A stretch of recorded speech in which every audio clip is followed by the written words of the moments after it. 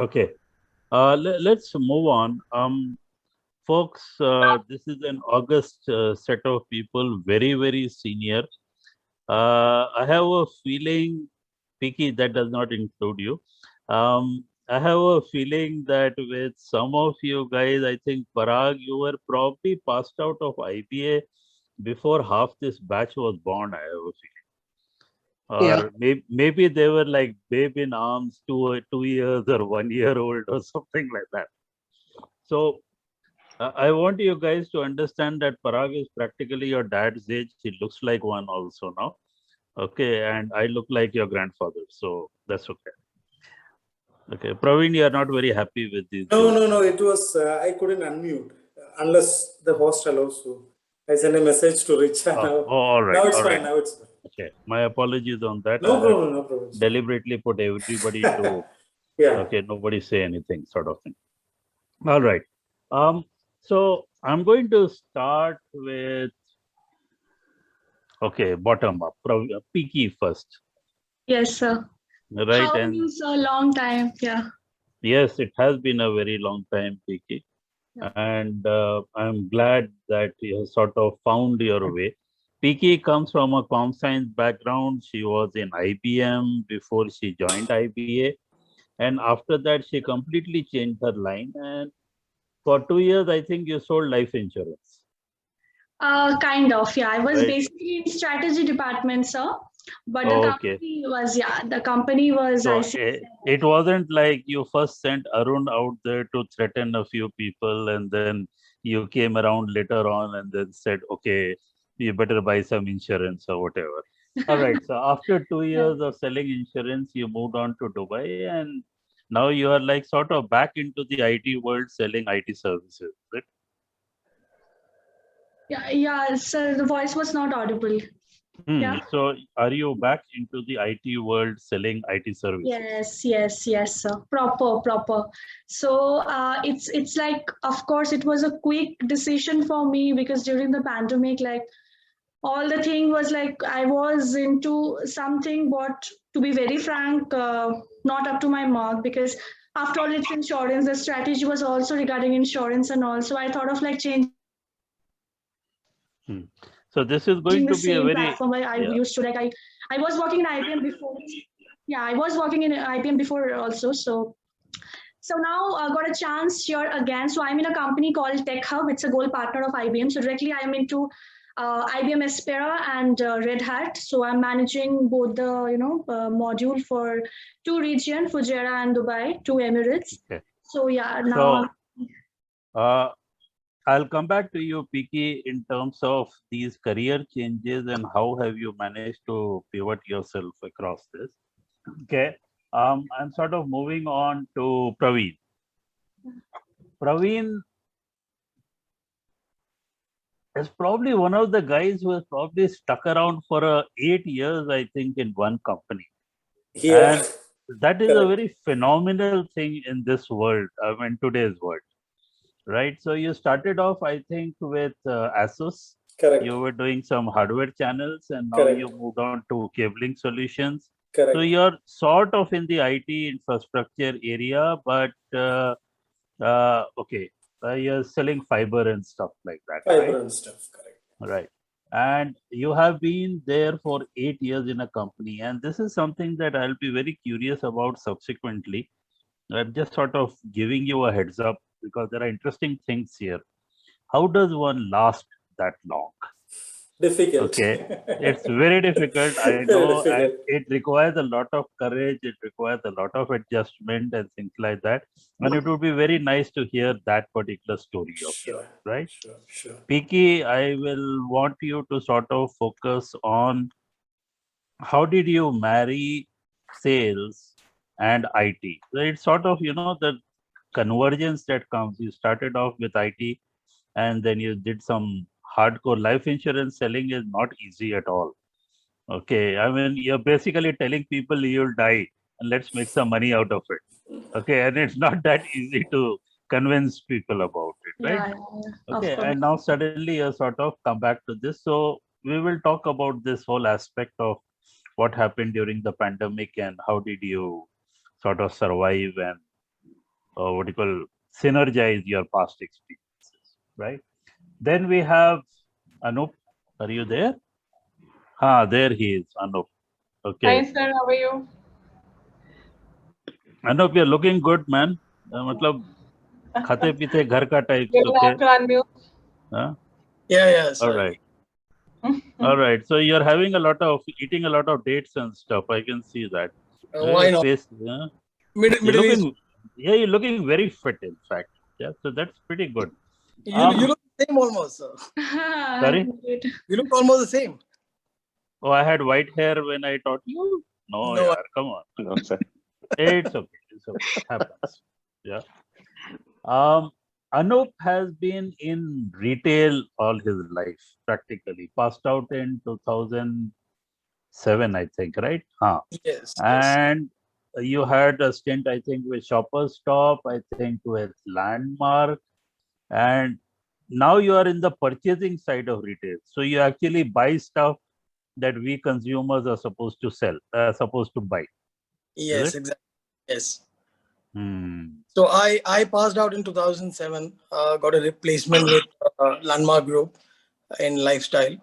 Been lucky enough to go through a very detailed management training program, because a lot of times with a lot of our batchmates, what happened was that they were thrown into the pond, wherein we got a 3-month period where we were made familiar with the processes and worked in different departments. So that was a good experience for us.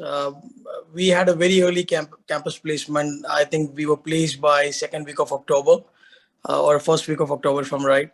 So had time to prepare for the role as well. Were able to pick up a couple of projects in retail at that point of time, thanks to some of the seniors and other contacts. And from being a management trainee, then I moved to projects, and then I into store operations, and then I got an opportunity to work with Shoppers Stop, and that's where from that point of time I've been into buying and merchandising, what we call fashion retail. Yeah. Now that's interesting also, because say people, whenever we talk to people about retail, the primary focus seems to be on the selling side of the business.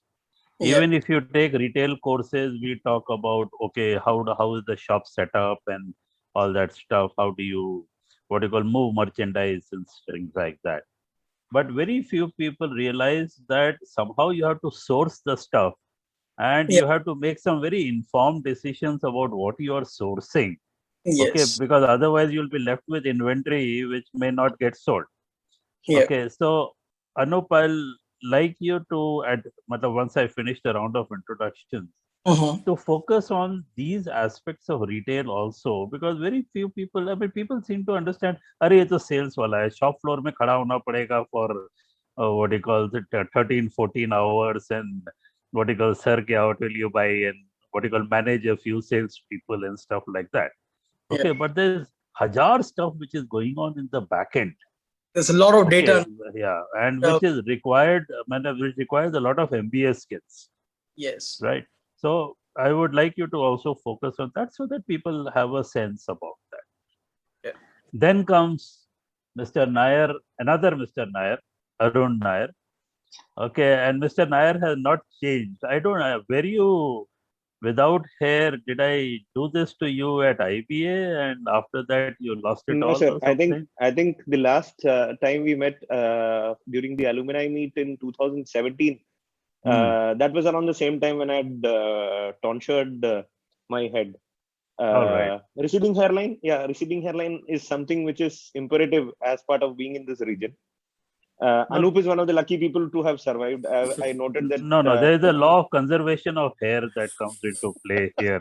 Okay, and amongst the Nair family, I think if one loses it, the other gets it, sort of thing, is it? Yeah. All right. So Arun has been, interestingly, for 16 years in the telecom business. I mean, you talk about a telecom company, and I think Arun has done a stint there. I mean, I think you had what, Reliance, Vodafone, Idea, etc. And very interestingly, and I want you to also think about and talk about that, in this Ooredoo Kuwait, you were earlier there, then you left, and then you came back again.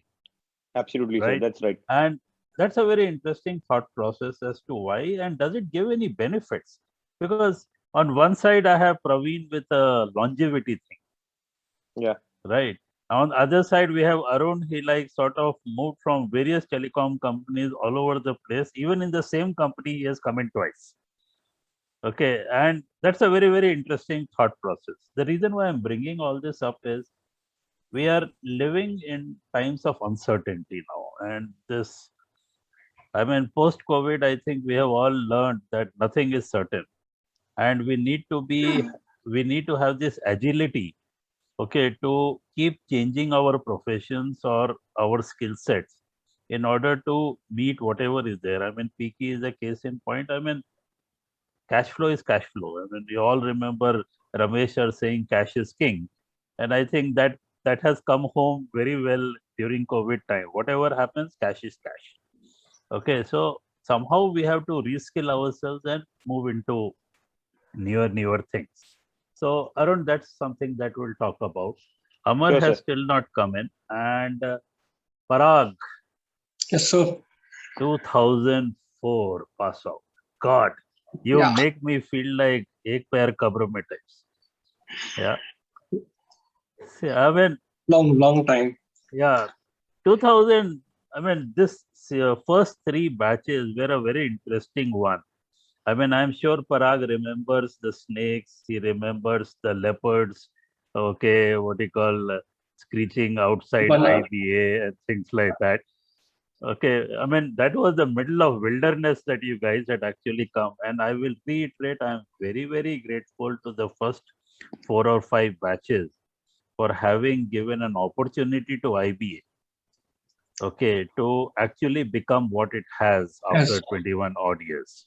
Okay, because these people have come into a college which is relatively unknown, New. so they Yep. took a risk. Okay, and for that, I think as a person from IBA who's been there for since the beginning, I'm very grateful to all these people. Now, Parag is the person that all of you have to go to when you get married because he deals with gold.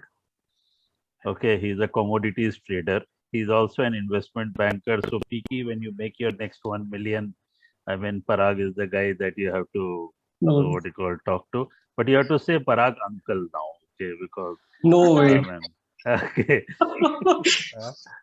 Arey yaar, come on, yaar. I mean, as I said, I mean, Piki is somewhere in the middle between the current batch and you. Yeah. All right. So, I mean, so Parag has essentially been in investment banking. I think he's been in commodities trading. Yeah. Okay. So it would be a very interesting journey because, very frankly, I see a lot of students who have been in finance or who take up finance, right? Now, but I see very few people who are in the cream of finance, which is so-called investment banking. Now, evidently, Dubai wants to be the financial hub of the world. Yeah. All right. I mean, once the oil dries up, there is nothing left but financial and tourism. Right. Yeah. No. Yeah. Now, and therefore, Parag is right in the middle of something that is being created under our own eyes. Right. And it would be very interesting, Parag, to talk about where do you see how the future is going to be. Okay. Okay, especially in the financial services. Now, there is obviously a lot of talk which is going on with respect to Bitcoin and other such things also. Yeah. Okay, so it would be nice for you to sort of advise the current batch, okay, that how is the financial services or the industry going to change as per you? Okay. Okay, and based on this change, maybe how is Dubai reinventing itself? Okay, could be a very interesting concept. And therefore, what should people focus on apart from the standard double entry bookkeeping and working capital management? And all of you know that balance sheet analysis and blah, blah, blah. But somewhere when they move into second year, people have to do a lot of self-study because I'm sure that there are a lot of things that you are doing that even we as teachers may know theoretically. Okay, but unless we are really talking to you on a daily basis or doing consulting work, you'll probably not know. Is that making sense to you? True. Yeah. All right. So, guys, I have sort of jumped the gun in terms of introducing all of you because time is short and there are 6 of you. All Okay. right. So, Parag, if you would like to, now that I went backwards from the youngest to the oldest, now I'm going to start from the oldest to the youngest, so to speak. Okay. I would like you to talk about, and we have how much time? We have 1 hour, or we have 2 hours, or 1.5 hours? Richa? So roughly 1 hour, 15 minutes maximum. Roughly 1 hour, 15 minutes left, right? So we have around 60 minutes. So it takes around 10 minutes for each person. So it's going to be a very tight. All right. So therefore, I would like you, Parag, to probably focus on 2 or 3 things. One is, okay, what's happening to the finance industry? Okay. And secondly, based on your experience, which was like in long time ago, so I don't know whether it's so relevant, but therefore I would like you to focus on giving advice to this batch. Okay. In terms of what are the skill sets, okay, that they should focus on. Okay. Is that making sense? Yep. All right. So go ahead. Yep. Thank you, Chandrakant sir. Hello, everyone. It's been 15 years for me in UAE. Like I've stayed in Dubai and Abu Dhabi. I'm currently working for General Pension and Social Security Authority as the federal entity, like where we get the money from the local people, Emiratis, as the contribution, and we invest all those money across the market, across the different asset class, like in equities, bonds, in real estate, illiquid markets, treasury. So over here, my role is in operations, investment operations. I manage treasury, cash management, and trade and settlements.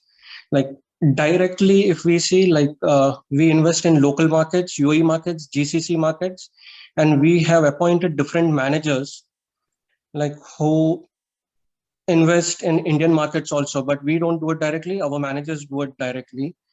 It's a pension money, so we can't speculate more.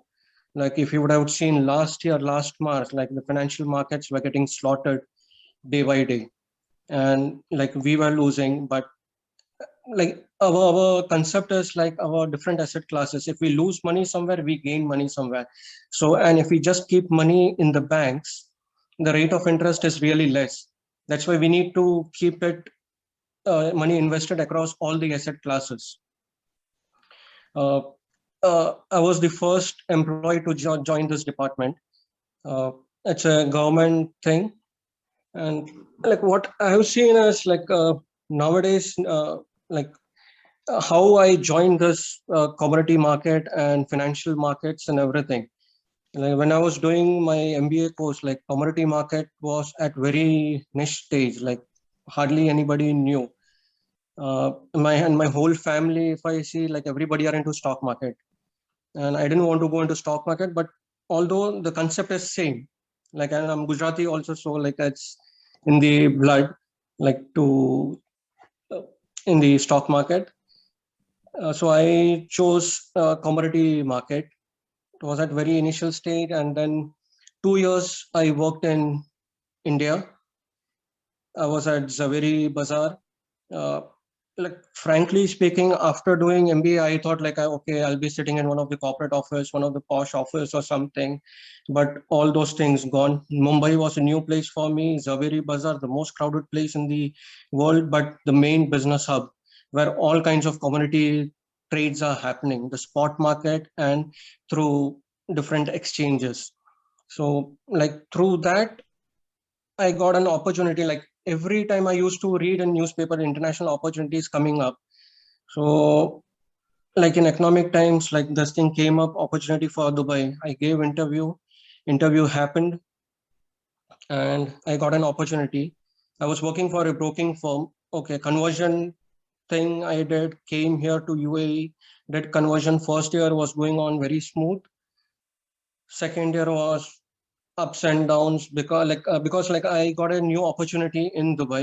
I got a prop desk for one of the Turkish company to do the gold trading for them.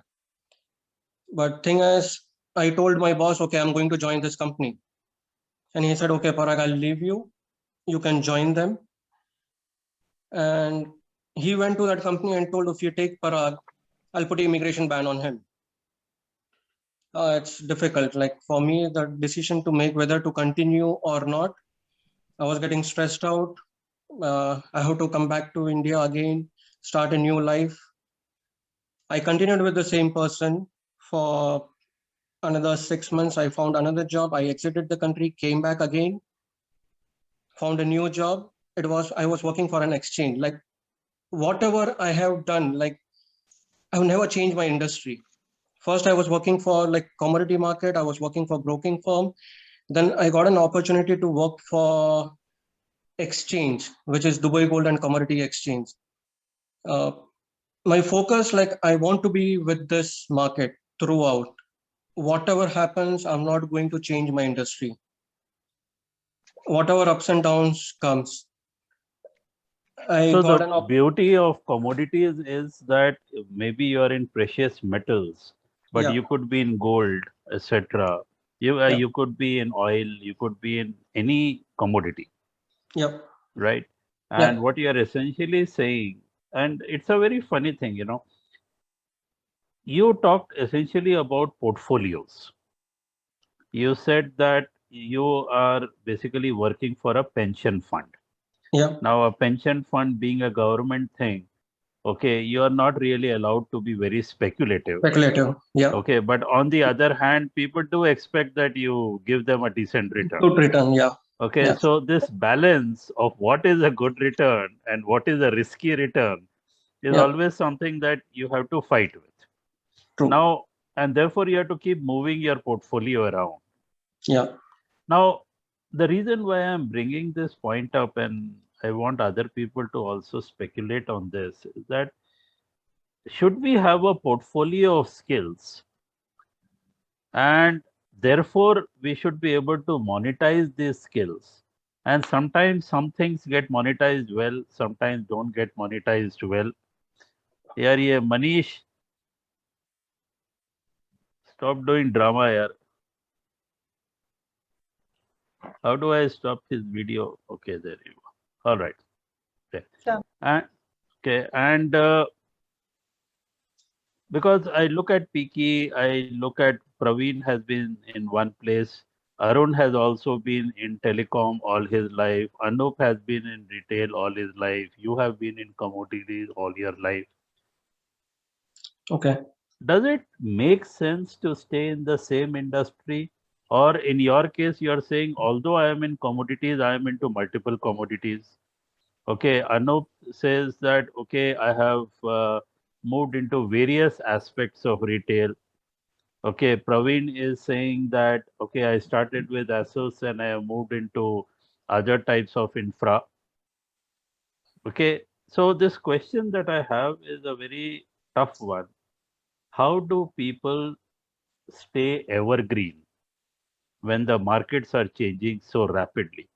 And the equivalent of that is, how do you create a return for your customers as a portfolio manager when the markets are so uncertain? Okay, without making it so risky or sticking your neck out so much that people might just hang you. True. Like that's why the equities are going down. Like over here, the pension money, we can invest all money in only equity markets. We invest in bonds also. Like these are all liquid markets. Right. And in illiquid markets also, where the movement is like really slow over a period of horizon of 7 years or something, what we see, it's like that is very slow markets. Liquid markets are getting very volatile day by day. So during that period, we just try to invest our more money in the illiquid market rather than burn our hands during this. The reason why I'm interrupting you is because now we are getting technical. Yeah. Okay, and what I am trying to bring out is a more generalized thing. So stock, as you know, is a very volatile thing. and it goes up and down, and some big player comes around and sneezes, and the stock market goes all over. Now, the bond market is relatively a more stable one. Stable. But if you buy bonds too late, okay, then the difference is going to be too less. So at some juncture, you have to say, okay, I'm going to invest in these bonds, and later on, these will create more value, because when the stocks go down, the bonds will go up. Yeah. Now, when I draw a parallel, I am saying a student also has to create value, which means that he has to invest in certain skill sets. Okay, which may not seem like a very interesting skill set right now because the stock market looks more interesting. Yeah. But if you are not investing now, at some juncture in the future, okay, when the stock market goes down, you have nothing to rely on. Yeah, true. Right? Bringing that parallel, how would you advise your students? Okay, what else should they do apart from studying, so to speak? I haven't seen, like, during our days, like nobody was investing. Like if I see myself, like initial days, like whenever I used to get salary or something, I never used to invest. Like once we started, after a few years, okay, when we know, okay, we can afford to do something, we started investing in all those markets. They need to find out, okay, which new market is going to come up. Like crypto, like still I'm telling, it's at very initial stage. Like people, it's either somebody's, they want to put their money or they'll stay away from it. They need to read like what new things are going to happen in this crypto market. Like it's too volatile. But it is volatile, but one the risk aspect of appetite is that, if the risk appetite is there, if they are patient enough for the return, you invest in any markets, you're going to make money out of it. But people lose patience and they are losing money, or either they are doing I think that's overtrading. a very interesting point, because I see all of you. I'm sure that all of you had a tremendous amount of patience to stay in the same industry and sometimes in the same company. Yeah. Right? And you always were enticed to maybe leave. Sometimes you had fight with your bosses.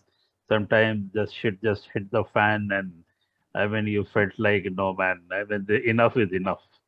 Okay, right. And sometimes you grit your teeth and you stick to it. True. Right. How does that happen? I mean, you need to have a lot of confidence in yourself in order to be able to do that, right? Let me just move on, Parag, to Arun. Okay, because Arun is now flexing his muscles, and I get very scared when he does that. Okay. No, sir. Nothing of that sort, sir. I mean, I know that you're working out, you're wearing a t-shirt which is half your size. Okay, and or else you're like, I mean, you are Hulk, is it?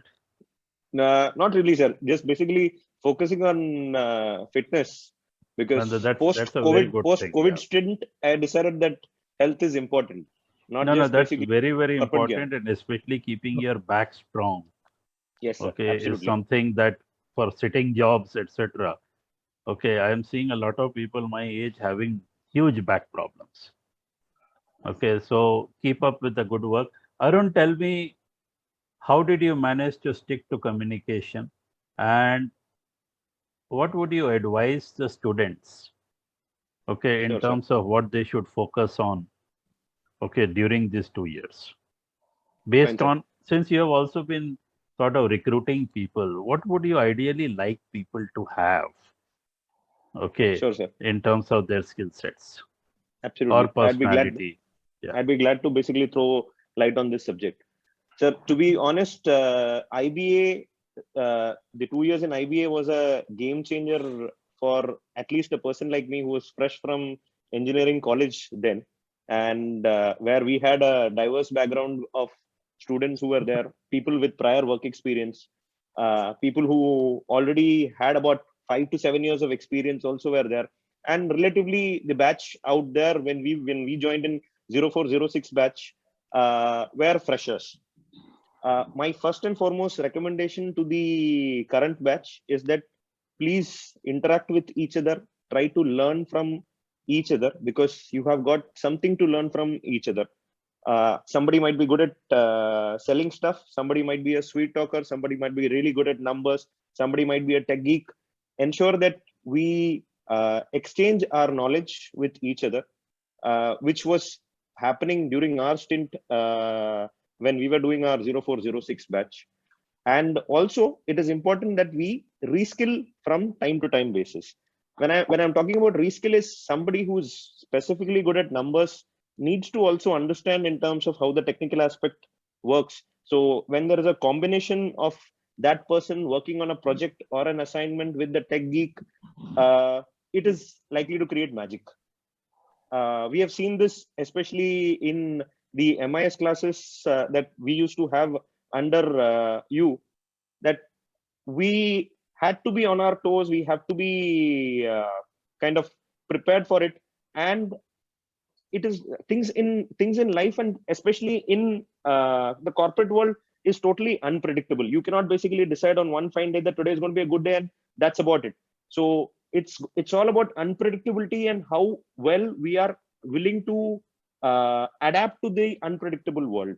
So this requires, I would say, this requires a lot of emotional intelligence. Emotional intelligence sounds very freaky, but I would like to say that because we are likely to be pressurized by the boss, we are likely to be pressurized by numbers from the corporate team, and so on and so forth. So it is important that we have that perseverance and the patience to hang on out there. There might be times, because I'll be honest with you, when I left IBA and when I was recruited in Reliance Communications, my first stint was in a district in Kerala called as Patranthita, and it was then 2006. It was not a very developed district, although majority of the financially affluent people hail from that district. I was staying in a lodge out there, and I was trying to manage things. So it is all about basically how we are willing to get out of our comfort zone and also kind of adapt and move with the times.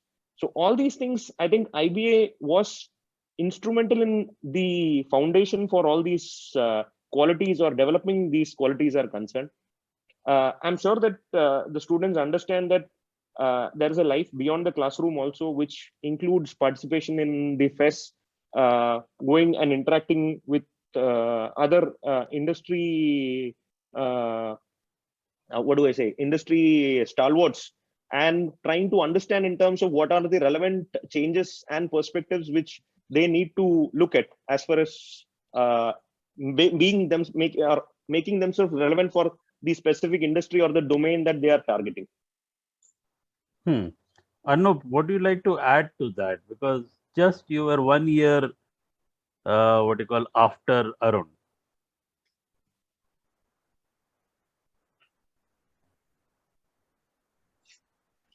You are still muted. Should I unmute you? You need to unmute me. Yeah, you are there. Right. I can hear you now. So if you ask me how the IBA or any MBA prepares you for what is out there in the world, because most of us come from a regular educational system in our country, which is more of learning something and then going out and performing in an exam. For somebody like me, that was never difficult. I used to, whether I go for the classes or whether I pay attention to the classes, I could manage to get good, decent scores by the end of the year. So it was very focused about, I would say, learning, or wherein this was a new schooling, a new way of learning. IBA was for us. It was more of very interactive. Very there were discussions, there were debates, there were presentations, there were tasks. The teamworks were required. So this was a new way of learning, which was actually shaping you up for the corporate career. So which at that point of time did I realize to some extent towards second year, but first year, no. You find all these things a bit weird. You found all these things, why are they doing this, or why am I doing this?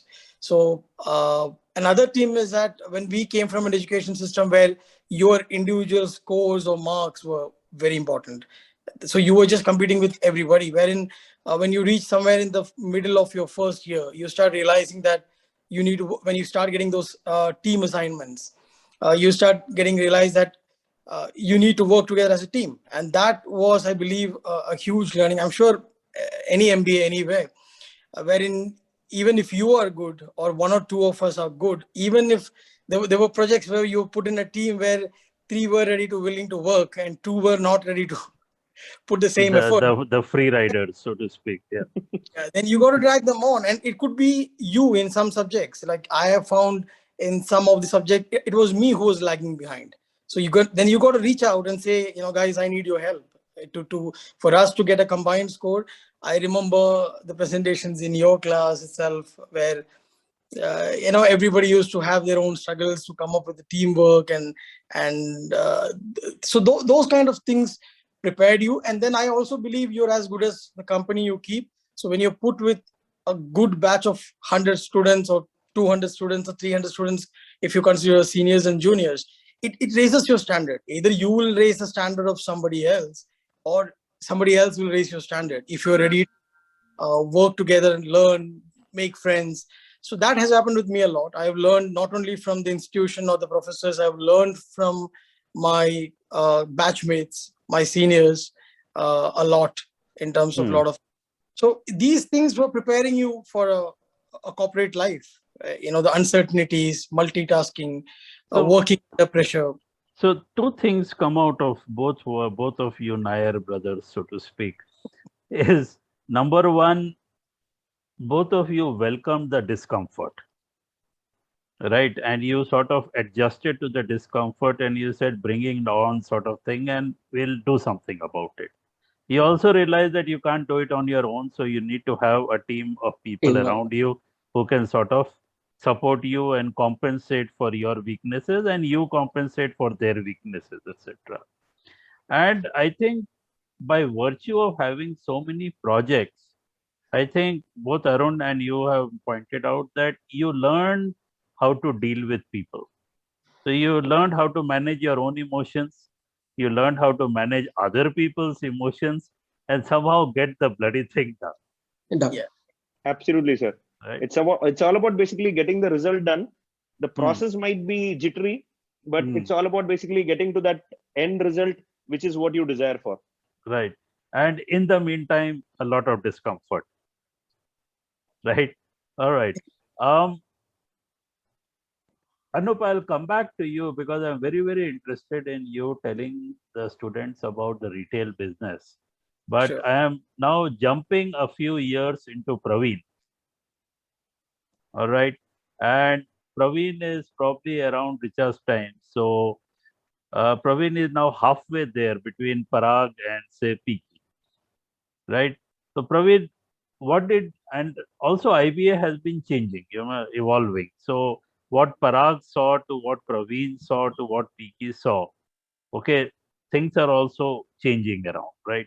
So Praveen, what were your experiences and how did IBA sort of help you, okay, in terms of uh, being in this thing? And I would like to highlight, for example, certain parallels between what happened in IBA, which created a certain emotional resilience in you, because of which you were able to stay so long, okay, in Opterma. Yeah. Before that, I'll start how I joined IBA, because after my graduation, I'm a mechanical engineer. In 2004, I passed out. Then I moved to a design engineering job. I did that for 2 years, so till 2006. Then I met with an accident and almost took 1 year to recover. Then it was not easy at that time to get into any profile because most of the jobs were related to software. Bangalore was booming. Most of my batchmates were almost 2-3 years into IT. Then one of my friend told me, okay, MBA is a good idea. And he was doing MBA in one of the colleges in Mysore. So he said, it can change something and you can speed track and just to manage the gap. So that was the idea. Then I tried CAT and got a decent score to get into IBA was suggested by one of my professors. He said, okay, IBA will give you a start anyway because the track record is good, college is nice, faculty is good. But unfortunately, like from Vichas batch, we faced that recession. Then a lot of offer letters were revoked. And I also waited for a long time to get a offer letter from ASUS, to be to be honest. So 2010, I joined. The main takeaway for me, because I was little older than other students, because most of them were freshers right after graduation. I was like almost after a 4-year gap.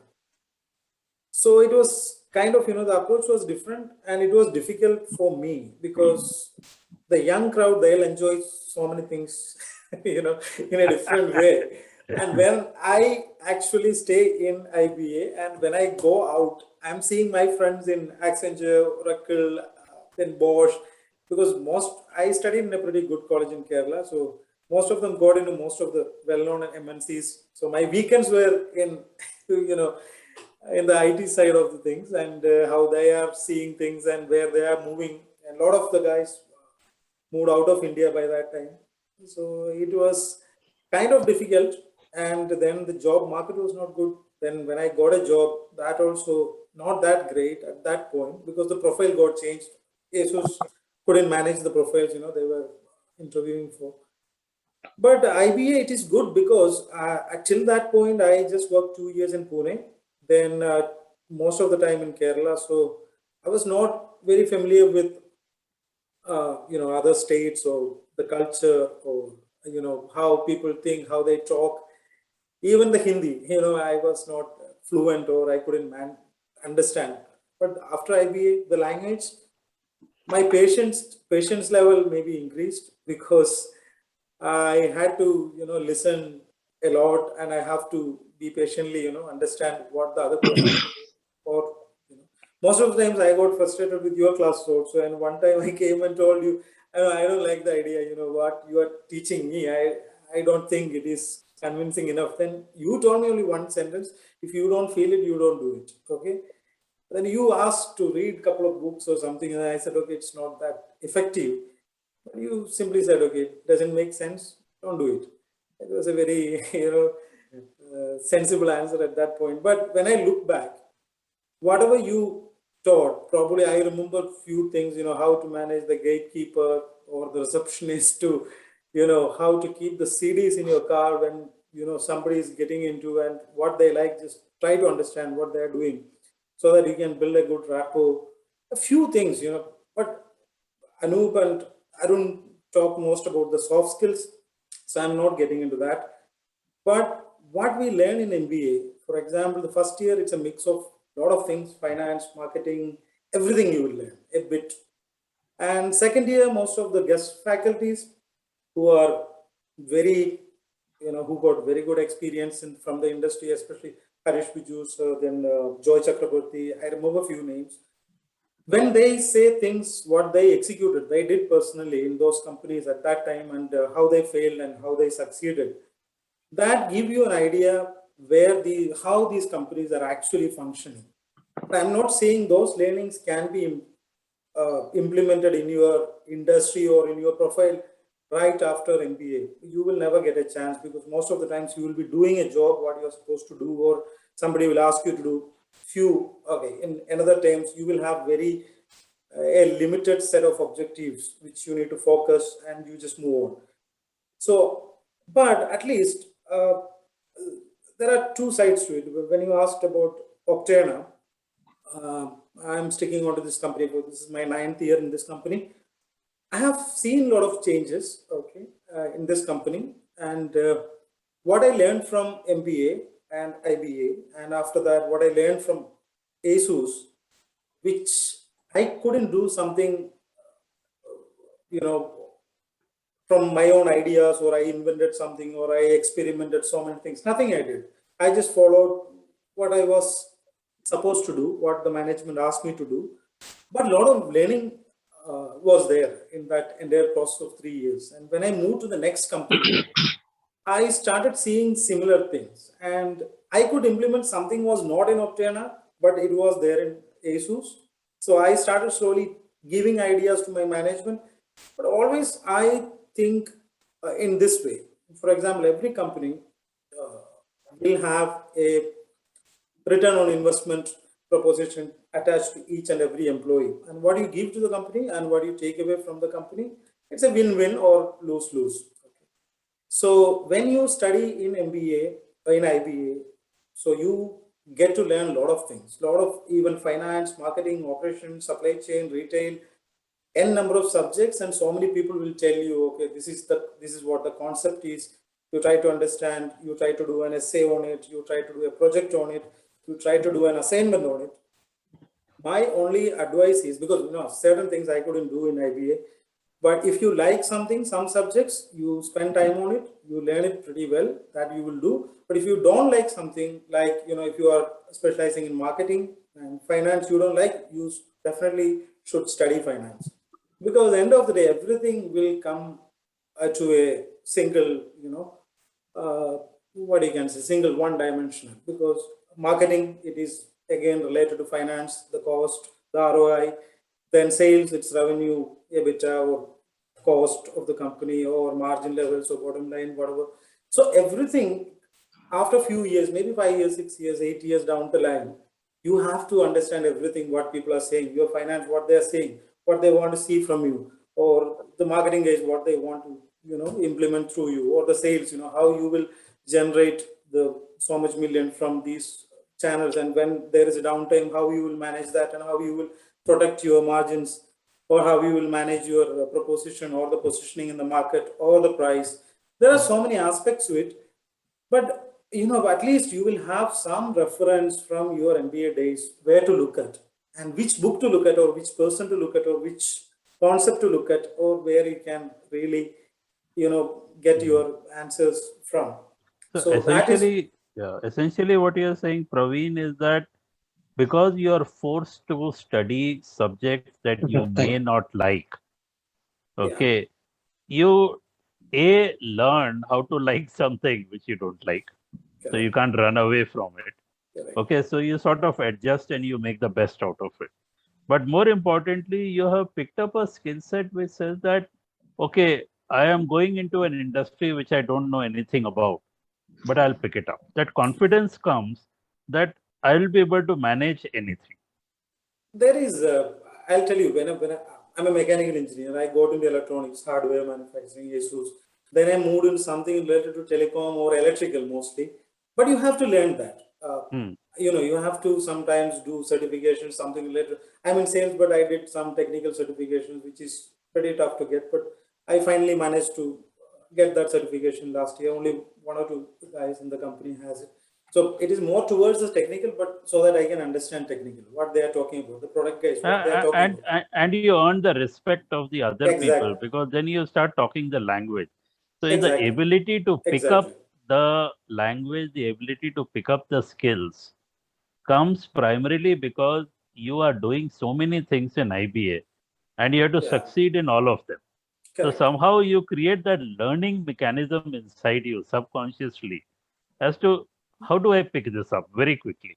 And even if I can't pick it up, can I fake it in the end term or the midterm so that at least I get marks, right? And that comes in useful, because I remember, I read, leave that. I'm going into a Singapore story, which I'll say some other time. Okay. Thank you, Praveen. Piki, the youngest of the lot here, right? Passed out in 2015. 2 years. No? Okay. Okay, okay, here. Can you unmute? There you are. 2016-18, sir. 16-18. Oh my God, you're much younger than I thought. All right.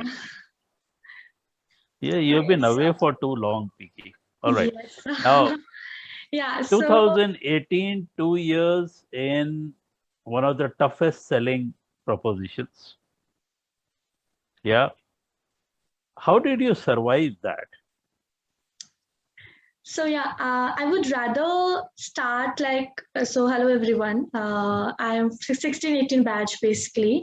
And I have started, like I have done computer science honors, normal computer science honors. And after that only I was working with IBM. So the project I was in Uber. So I was in automation testing.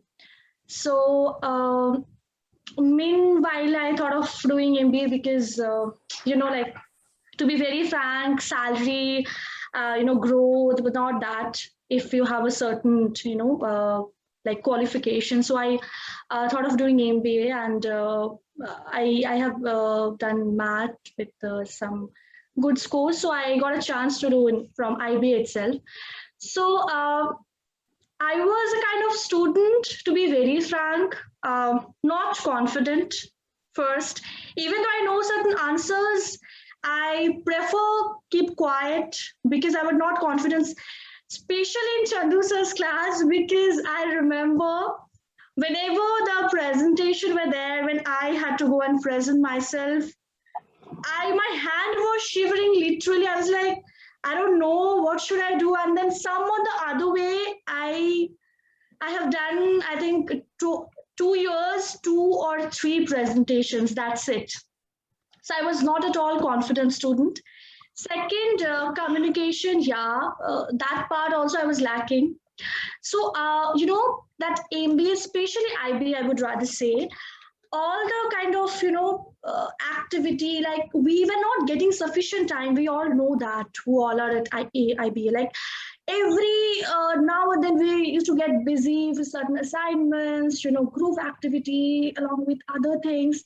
So that moment was like, for me, I like build up a lot. I was very much skeptical about my thought process, whether I should do that or not.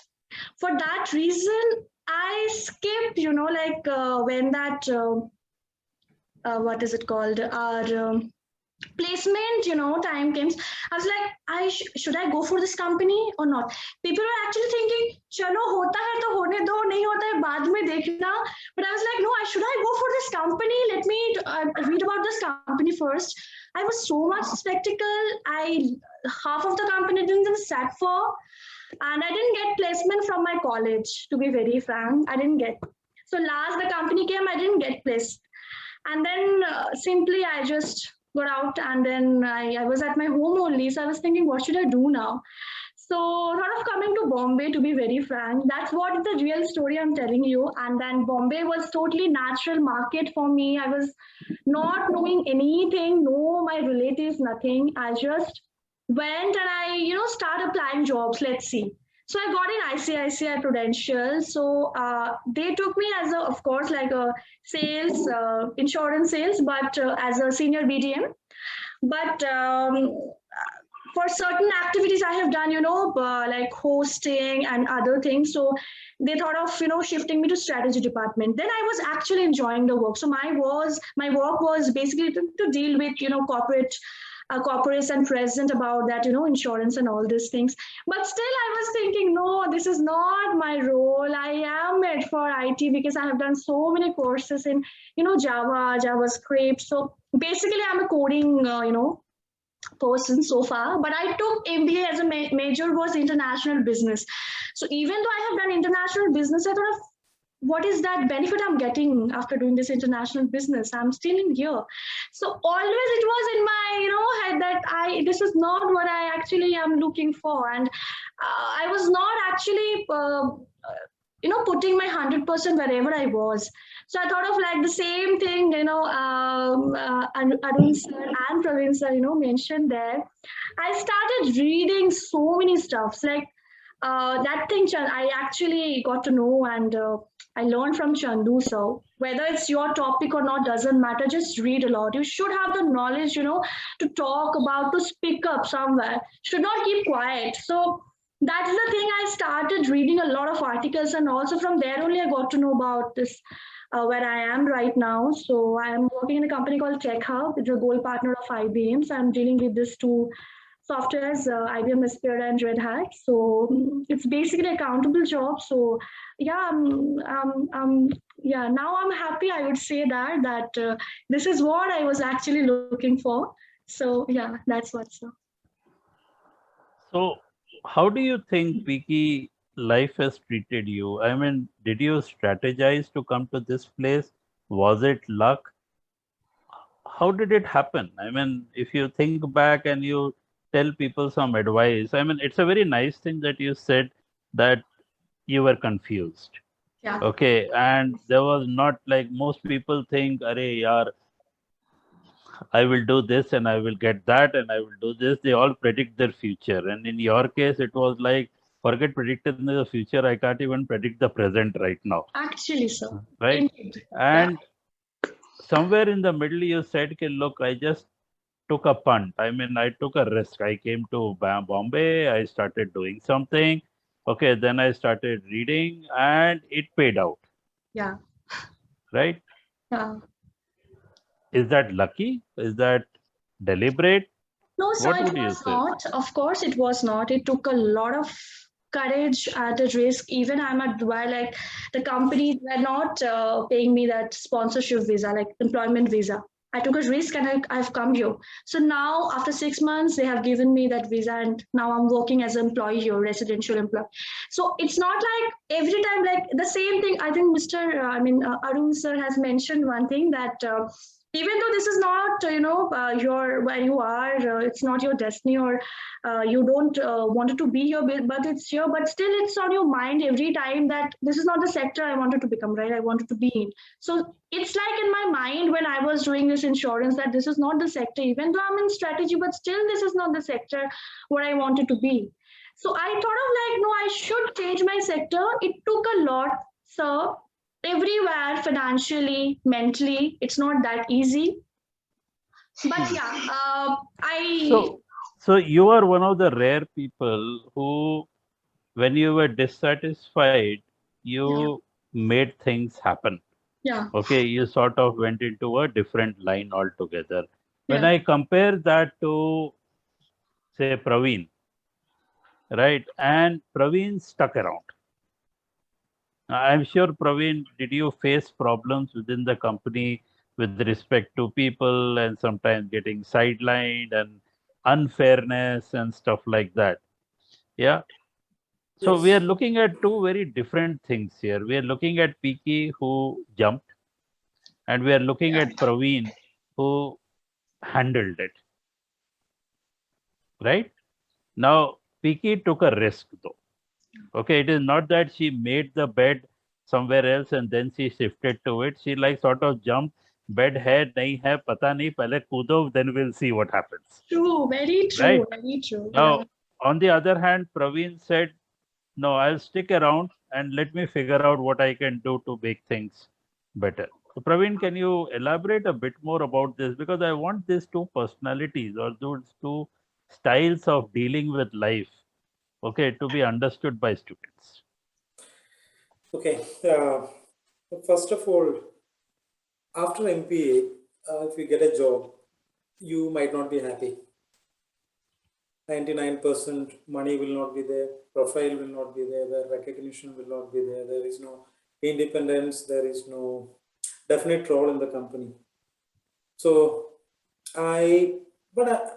for me, it was okay. 60% I was pretty okay with the company. 40% I was not okay with what I was doing.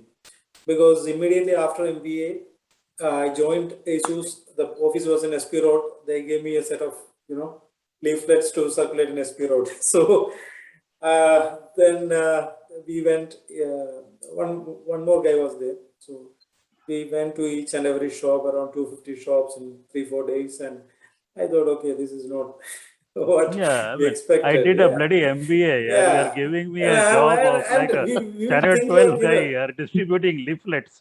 partly it's because we are seeing all the Harish Bijus and all those, flashy guys in the campus, and they say, okay, there's a life outside and the big companies and big marketing and sales and all these things. We expect this and we are treated this way. And then we will think, okay, we will not take it that easily.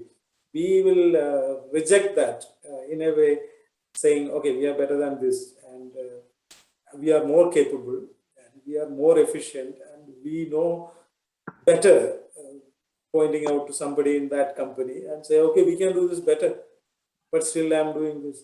So all these things will change eventually, but you need to wait. You need to have that patience.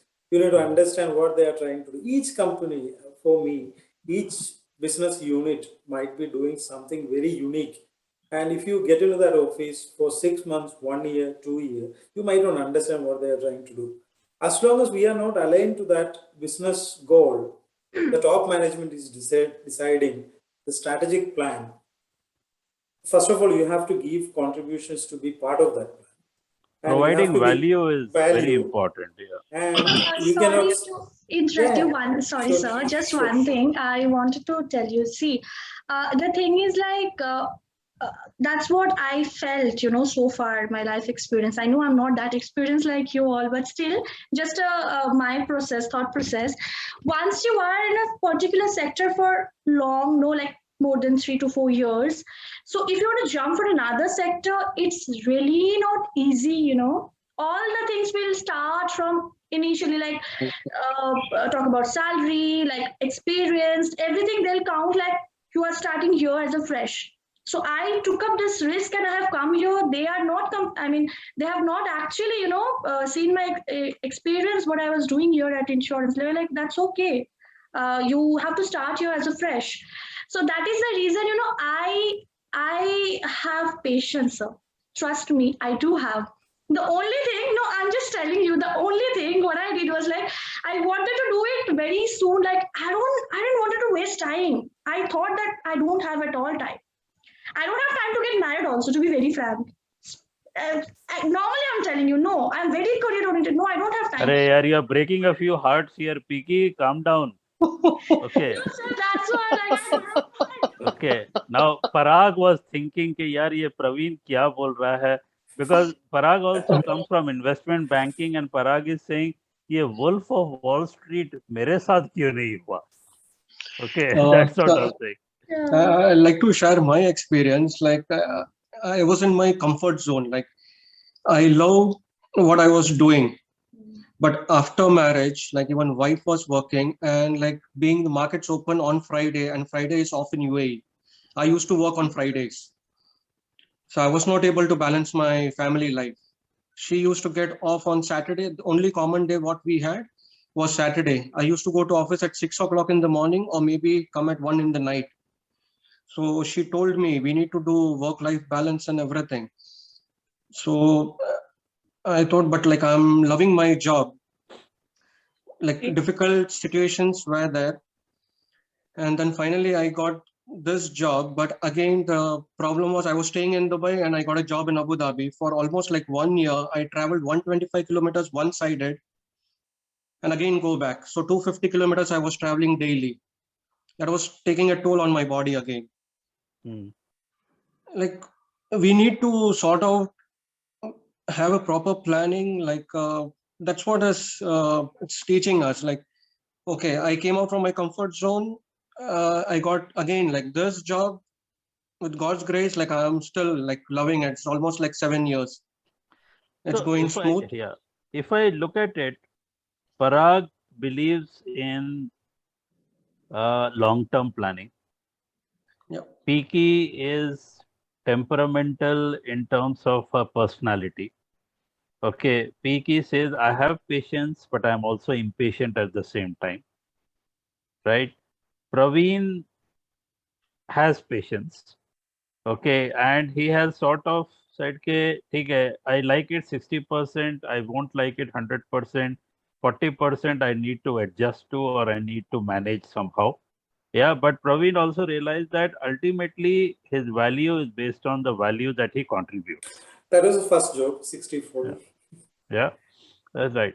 Anup, I'm sort of ignoring you right now, but I'm still scared of your biceps.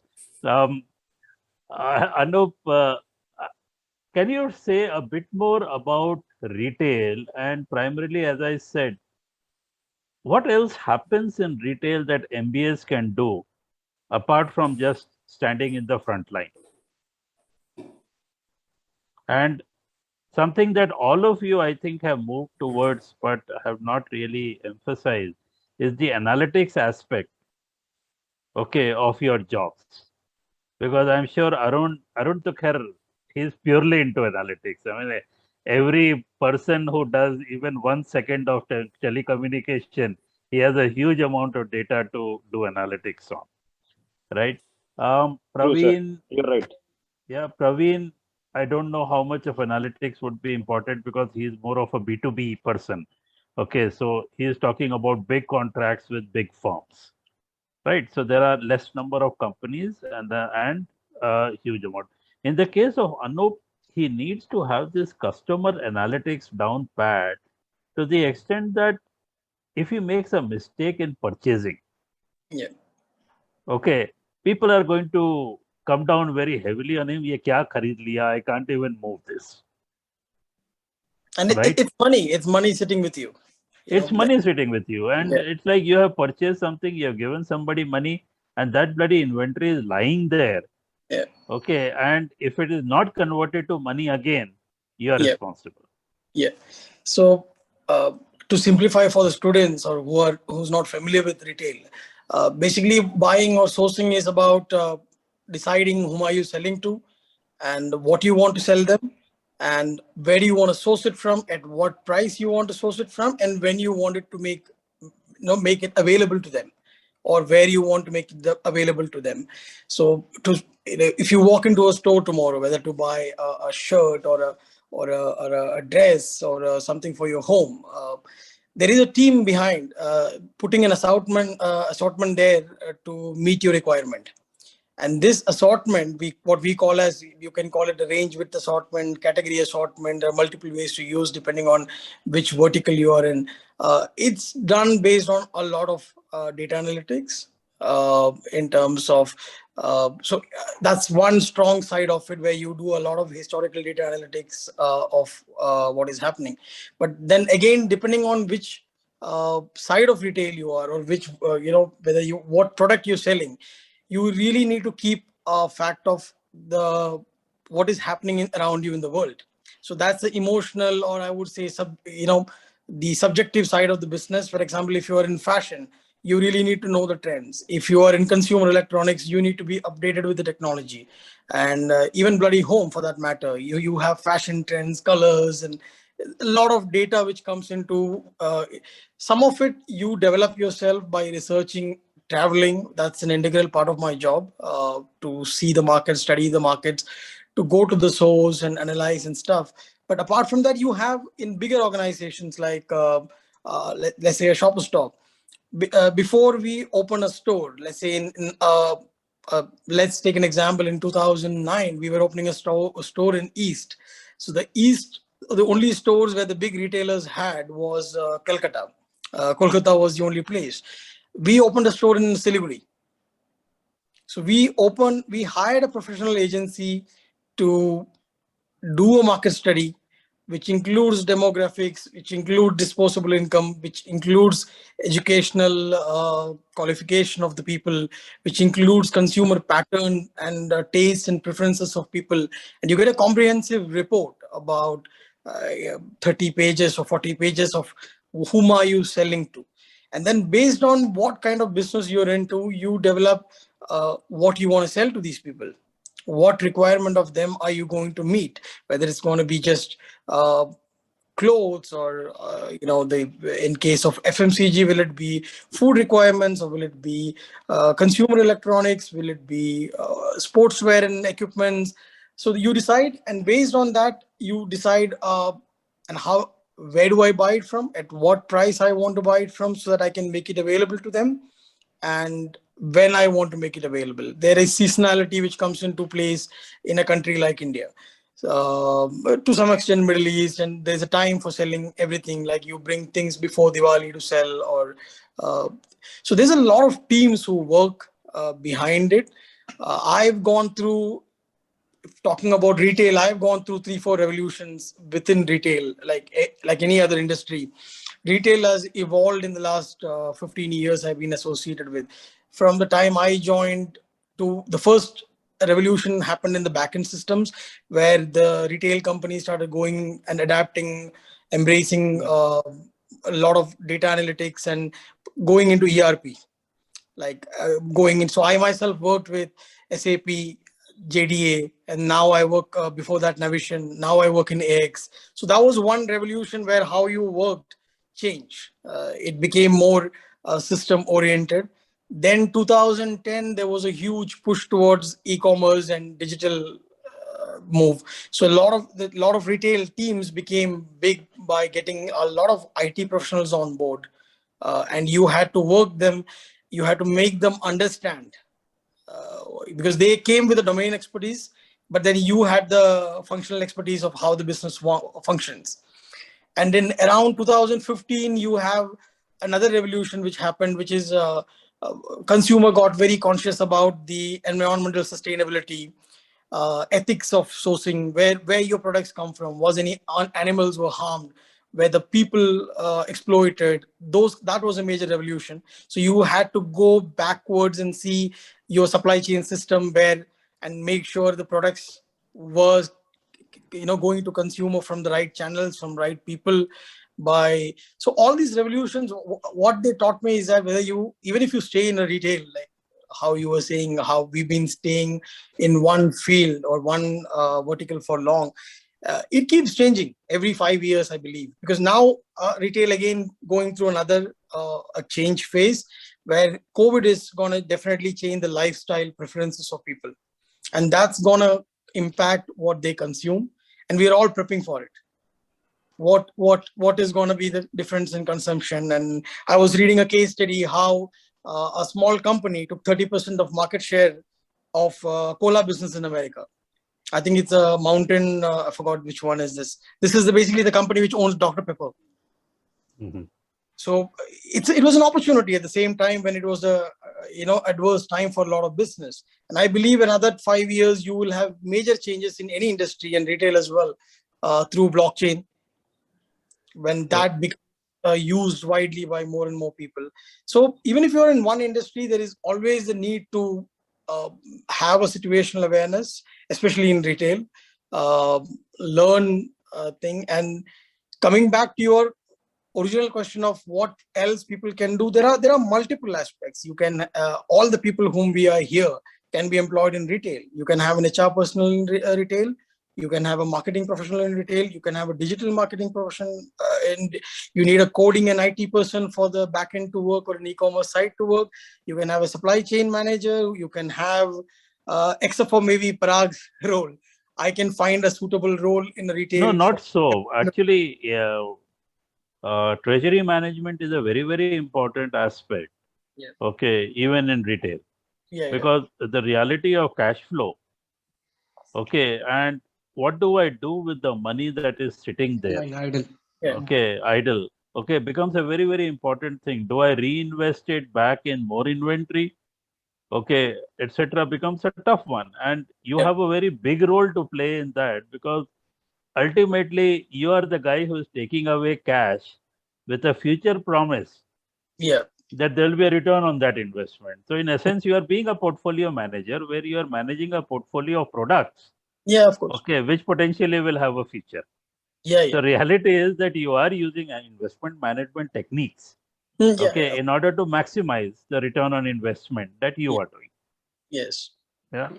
So it's a very interesting way of looking at it, and maybe you might want to do some more research on using portfolio management techniques, etc.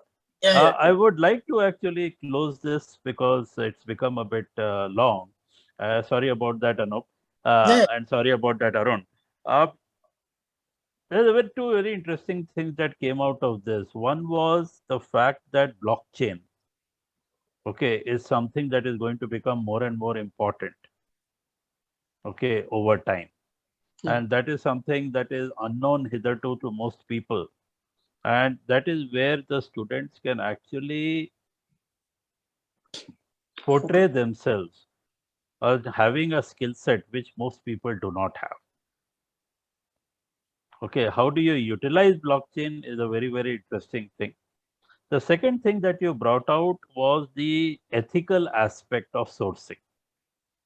And this is almost similar to the woke, or what is called now the stakeholder capitalism, where stakeholders and shareholders are actually asking the companies in which they are investing that are you really being ethical in terms of your operations? And this is a very generational thing, because the newer generation actually is asking these questions even at the time of joining, that am I joining an ethical company or not? All right. Ethics is something that we have not really given much emphasis on, and there's something that I plan to correct over time, like ethical decision making, for example. Okay, which is way different from our standard capitalistic decision making, where ROI is the most important thing. Yeah. Yeah. And even, for example, in Bitcoin and stuff like that, we talk about environmental impact of Bitcoin in terms of the servers and so on and so forth. I think that's going to become important over time. How do we translate that into a job or into a capability is going to be one very big challenge. Okay, which I hope that all of you guys will actually help us. And I'm probably going to raise that as a question sometime on Facebook, etc. Okay, that how do you help us in terms of making our students, okay, have a certain skill set which is actually futuristic right now, but will probably become very important over time. All right. Thanks a lot, people. I know that Friday is the time, as Parag said, I mean, he needs to do his work-life balance, and somewhere in the middle, now he's contributing to society. Okay, very frankly, what all of you are doing is creating or igniting the fire in a set of junior students, okay, who are going to follow the path that all of you have taken. And the question that always is, was that path the right one? Was it not the right one? Okay, what is my personality like? Am I like the people that I am seeing out here? Okay, or am I a totally different person? And I'm very glad that I have got a set of people who are actually from diverse backgrounds. Okay, but some things became very clear. One is an element of patience. Okay, that is, I think, very paramount. And the second thing that came out was, if you're not giving value, whether it is portfolio management, whether it is sourcing, etc., okay, then you will not have any value. So providing value is more important before the company gives you value for money. Absolutely, Right? sir. Yeah. All right. Thank you very much for having come here. I'm very grateful, and it is so nice to see some of you again after donkey's years. Yes. All right. Okay, and Parag has actually not changed. I mean, he might have put on a bit of stuff around his cheeks. Okay, but Arun is like evergreen. He's like, whatever I have seen him, he's like that. Okay, Anup has turned red. Okay, I mean, it might be because of the colors out there, but I mean, I can see that he's keeping track of his health. Praveen also, and Piki, you have thinned down so much, my God. Okay, that's so nice. Yeah. All right, people, thank you very much. And if there are any questions, we'll pass them on to you in the EMEA group. Okay, Sure, so sir. that, and I'm hoping that people will actually connect with you, since we have given your LinkedIn profiles to them.